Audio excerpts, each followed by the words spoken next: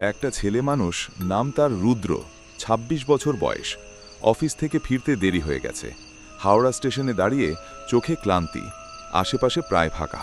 রুদ্র মনেই ভাবছে, শেষ ট্রেনটা ধরা গেলে হয়তো বাঁচা যাবে আজ রাতটা। ট্রেন আসে, সে উঠে পড়ে।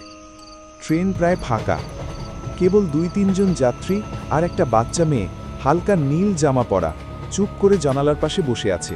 রুদ্র অবাক হয়, এত রাতে একটা ছোট মেয়ে কিভাবে একা ট্রেনে। এই মেয়ে এত রাতে একা, সাথে কি কেউ নেই? সে একটু এগিয়ে যায় কথা বলার জন্য। হঠাৎ মেয়েটা মুখ ঘোরায়, চোখ নেই, কেবল কালো গর্ত, মুখে হালকা হাসি। ট্রেনের আলো ঝাপসা হয়ে নিভে যায়। রুদ্র চিৎকার করে ওঠে।